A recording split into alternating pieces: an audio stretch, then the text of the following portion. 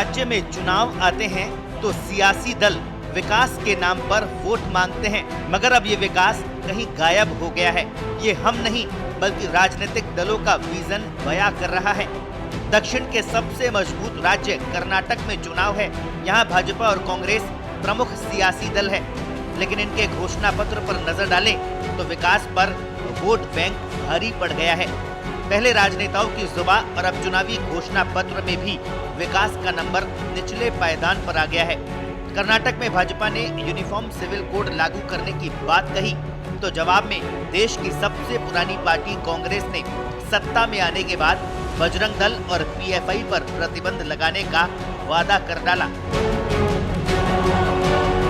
कांग्रेस के इस वादे ने चुनावी रंग को बदलने का काम किया है। भाजपा ने इसे मुद्दा बनाते हुए कांग्रेस पर हमले तेज कर दिए।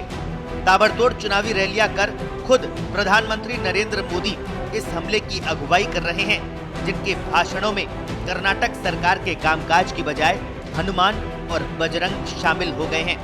अपने मैनिफेस्टो में बजरंग बली को थाने में बंद करने का निर्णय किया है। पहले प्रभु श्री राम को ताले में बंद किया और अब जय बजरंग बली बोलने वालों को ताले में बंद करने का संकल्प लिया है।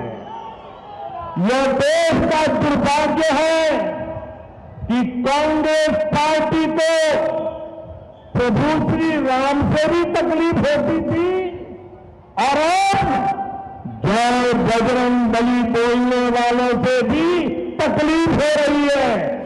कांग्रेस की स्थिति वैसी है, विनाश काले विपरीत बुद्धि, और बजरंग बली से भिड़ेंगे तो उसका परिणाम अच्छा नहीं आएगा। जाको प्रभु दारुण दुख देही, बाकी मति पहले हर लेही। कांग्रेस की मति मारी गई है। बजरंग दल पर प्रतिबंध लगाने की बात करते हैं।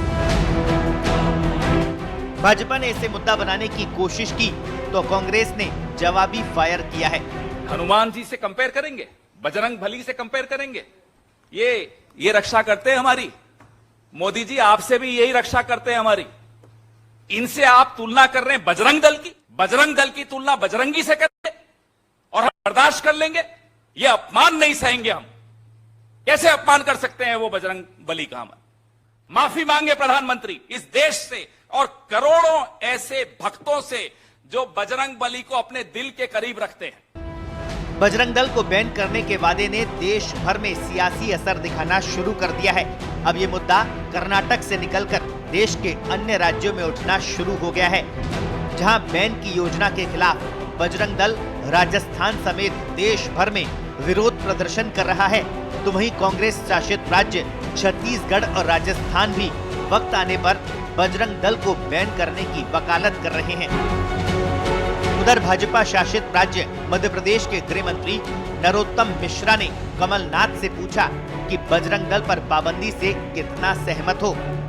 भाई बैन लगाने के बाद बोले बजरंग दल को बोला है, बजरंग बली को नहीं। बजरंग बली हनुमान हमारे आराध्य हैं और उसके नाम से आप गुंडागर्दी कर रहे हो, बजरंग नाम जोड़ के, ये तो उचित नहीं है।